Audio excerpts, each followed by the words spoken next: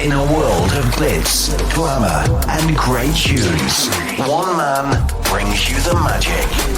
Andy Snowden, Stage and Screen, only on Wrexhams Premier Radio.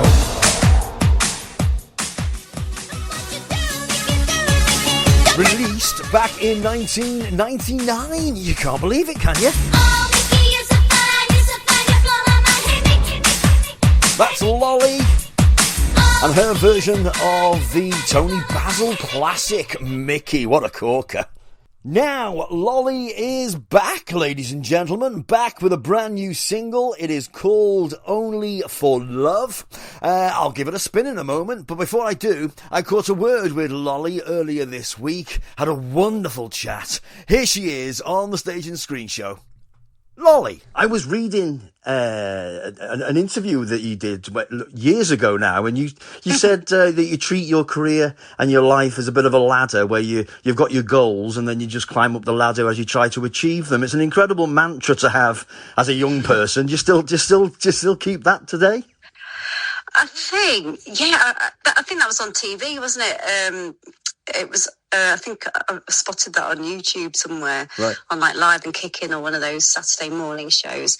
It's just, I suppose it's life little milestones, isn't it? You know, you kind of, I've got kids now and they're growing up, and it's like, why not go back into it?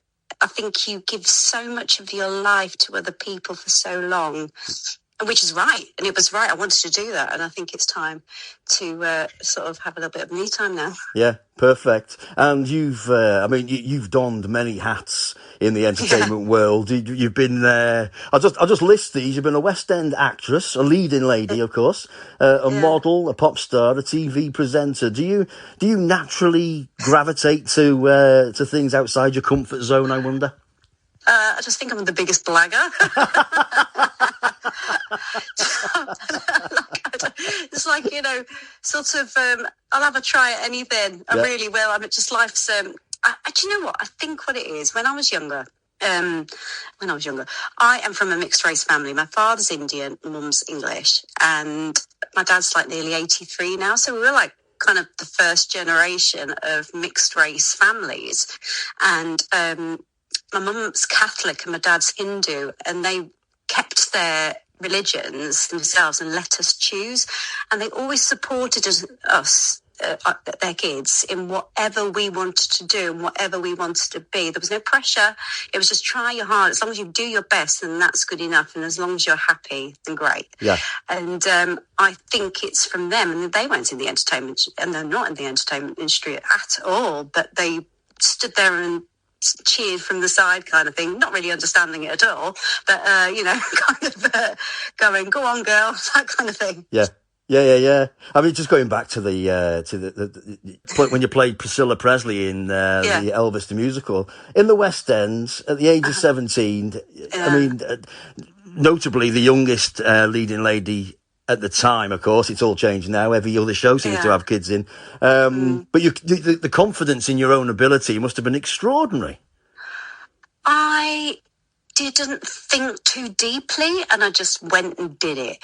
I think it's one of those things where I remember going for the audition, got a recall, got the job, and it was like, okay, now it was like sink or swim. I just had to go for it. Yeah. There was no sort of, there was fear, don't get me wrong, there was. I was petrified, but I literally I have to make this happen. I have to keep going. I have to do my best for the producers, the directors, that kind of thing. There's a team of people, it's not just you. No. In everything, in absolutely everything. But, so it was kind of like, I'll run with it. Yeah. Do you know what I mean by that? Yes, absolutely. Yeah. You've got to take the bull by the horns and. Yeah, I think if it's like anything, it's like I had my first child, and if you think about it too much, it's so overwhelming. But if you just do it and live it, it's okay. It's doable. Step by step, day by day, you get through it, and then it becomes a little bit easier. I think when you sort of take a deep breath and just think about what's happened, it can be so overwhelming and so frightening. Yeah. You are key provider for this little bairn in your arms, and it can be truly overwhelming. But I think if you just get on with it, pull your socks up and just crack on. And that is from my parents. Absolutely. Pull your socks up and get on with it. Yeah. Yeah, brilliant. There's worse off around you. Yeah, definitely. I was just actually listening to a debate on the TV about younger people not wanting to have children, and mainly because they're a bit worried about what's going on in the world, or they haven't got enough money. But I can never remember thinking. Now I've got 3 kids. I couldn't imagine thinking I couldn't afford them. That would have just been bizarre to even contemplate that. I don't think you can ever think like that, can you? I think that's, if you start being super duper organised like that, you wouldn't do anything. No. You wouldn't step out your front door. You really wouldn't. You just got to give it a go, give it a try. And also, I think sometimes it's really good to do stuff that makes you a little bit nervous. Yeah. Because it's a challenge. It's good to challenge you, and it's good to keep learning. It's good to keep pushing yourself. Because I think when you stay stagnant, boredom sets in, and you just create mayhem around you where there's no mayhem to be needed. Yeah. Definitely.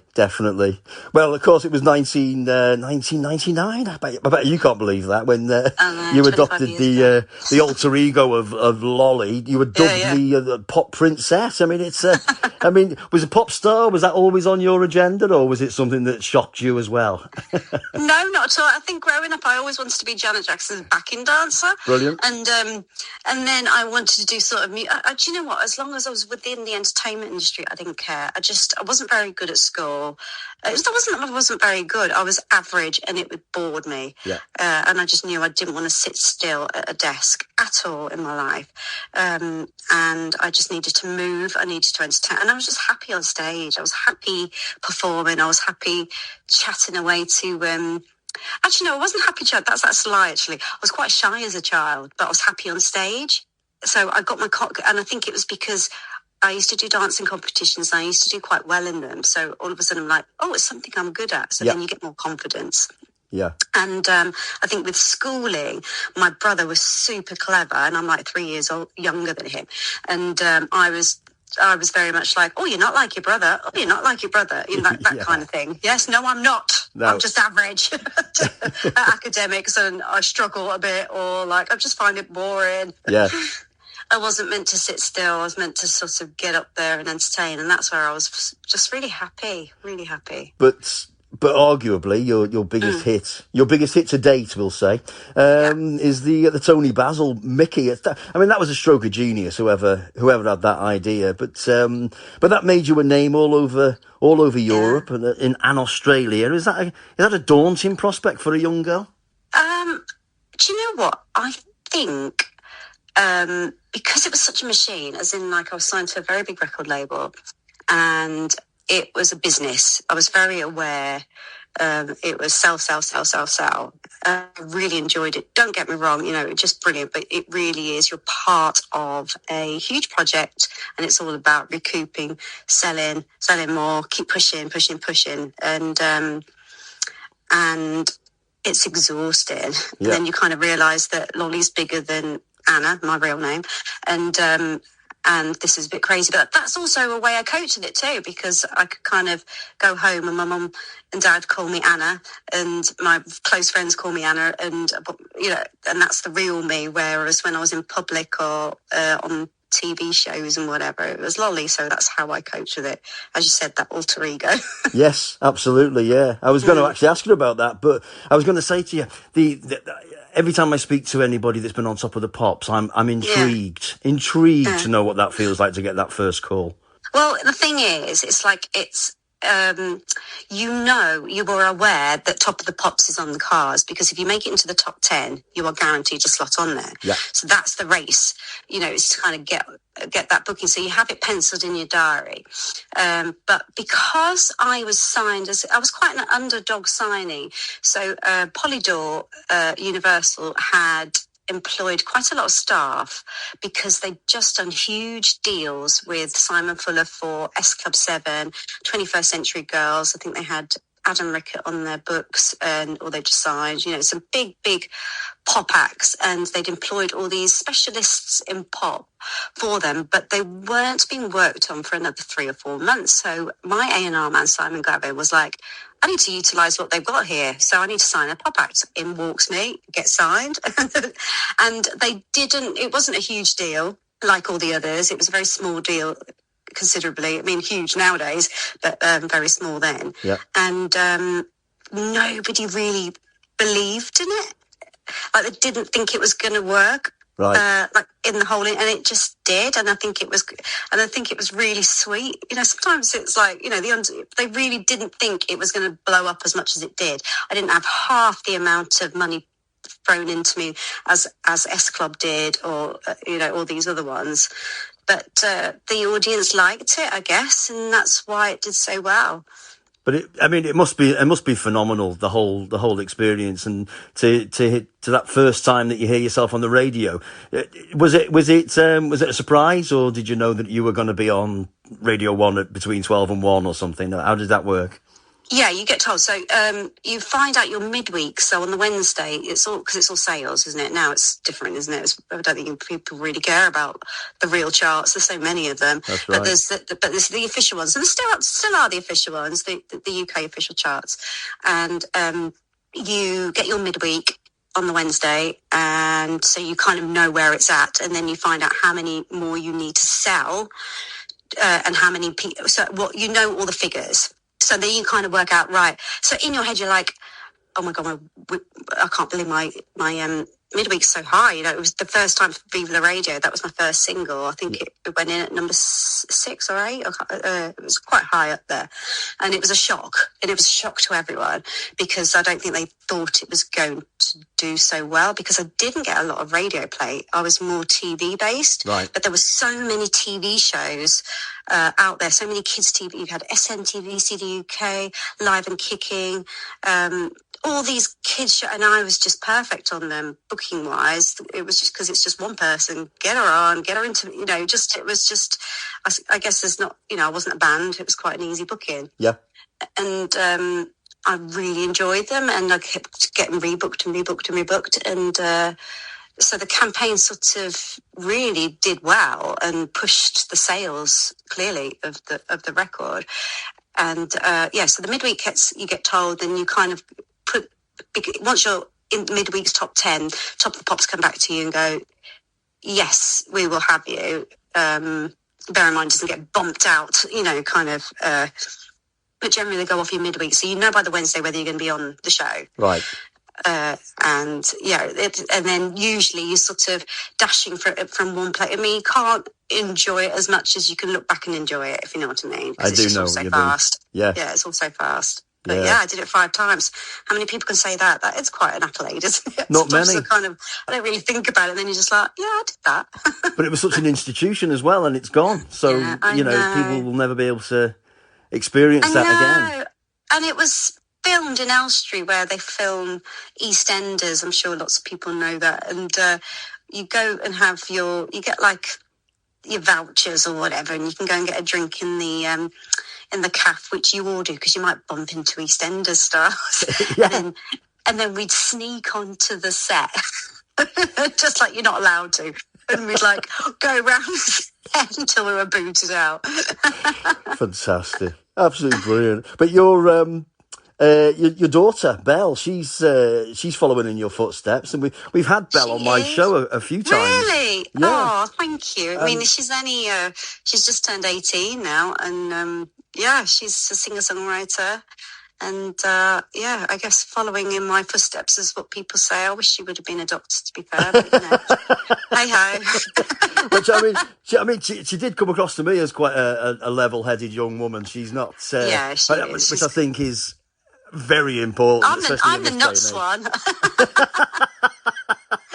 It's like, in AdFab, like Safi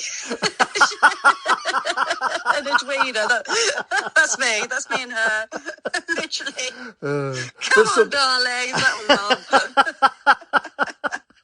But the thing of it is, it's something that I don't suppose you had to cope with, but young people today, the social media, it's such a toxic place to be, especially if you're trying to break into the entertainment world. It must be dreadful for them at times. It is.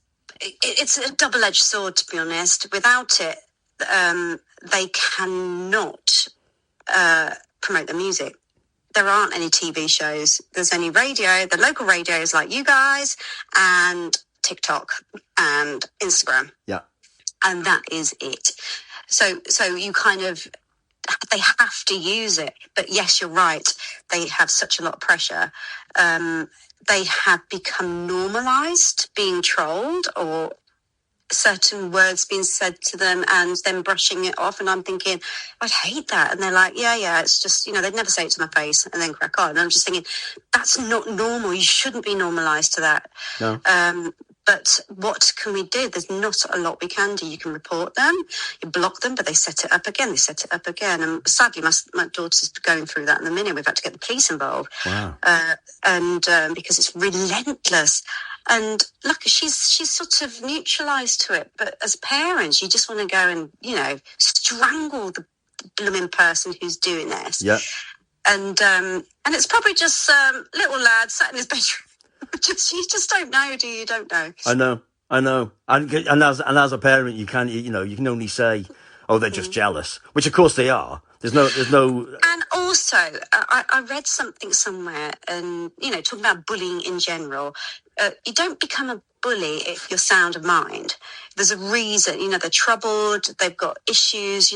So you kind of have to feel a little bit sad for them, as in sorry for their lifestyle, to be able to cope with the, to kind of get one up on it, because it's horrible being picked on. It's horrible.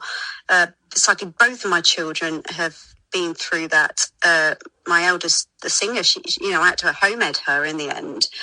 But without her being home educated, she wouldn't have found a passion so young. So it's all swings and roundabouts, isn't it?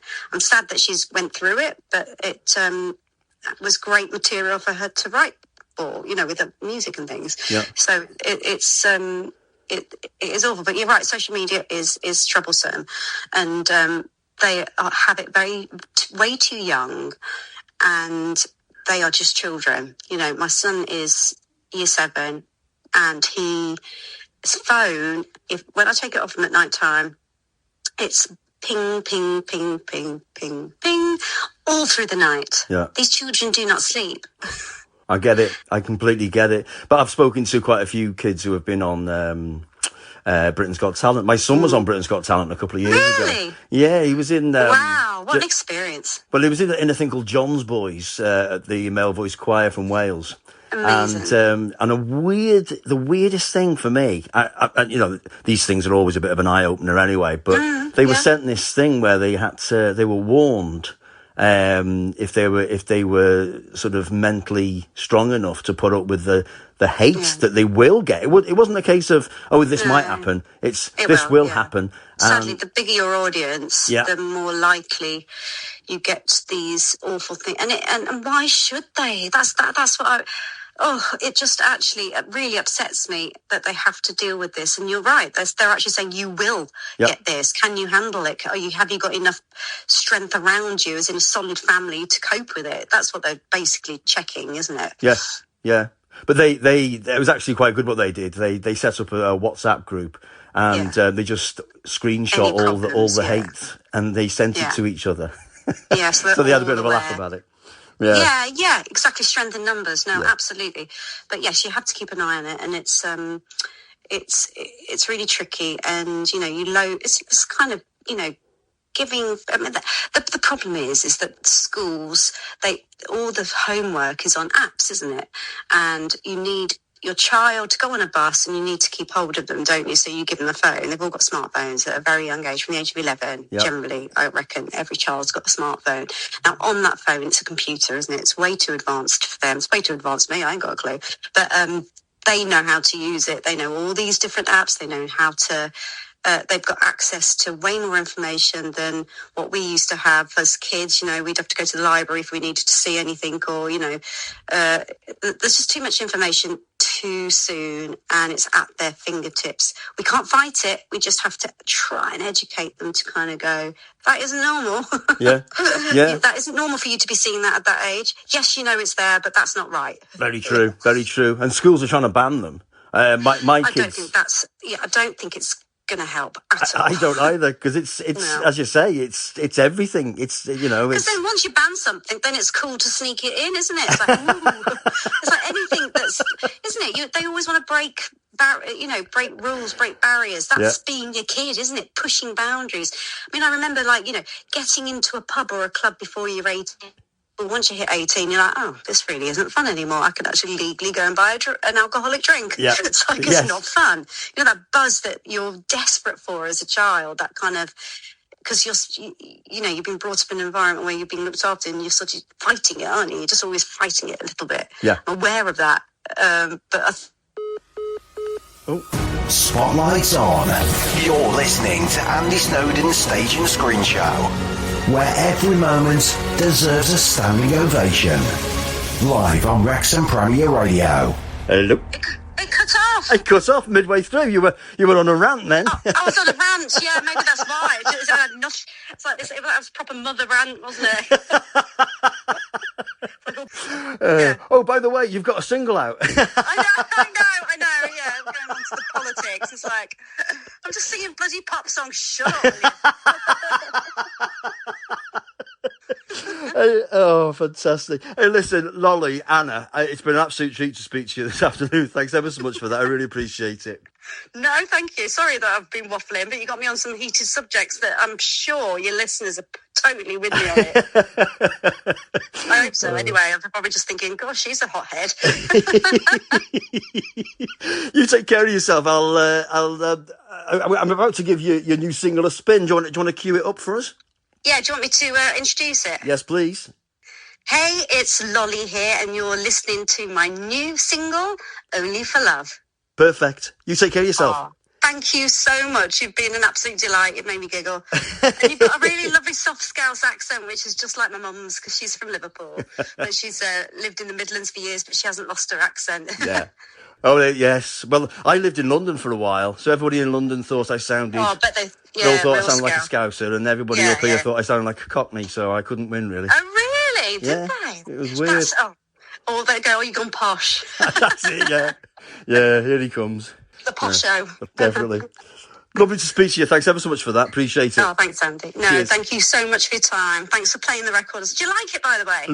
Love it. We gave it a first spin last week. That's good. That's good. I'm really pleased. Really nice. Grown up pop, because, you know, I'm not 20 anymore. Exactly, yeah. It's lovely. All right, mate. Thank you. Thank you. No worries at all. Speak soon. All right, mate. Bye-bye. Take care. Bye-bye. Bye.